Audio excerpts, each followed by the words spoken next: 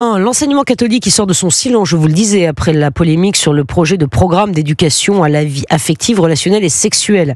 Le texte doit être officialisé d'ici la fin du mois de décembre. Et l'enseignement catholique, Louis Salé qui est avec nous dans ce studio, demande à ce que le texte soit profondément remanié.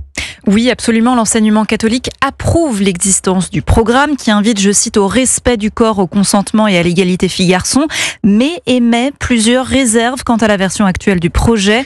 Philippe Delorme, secrétaire général.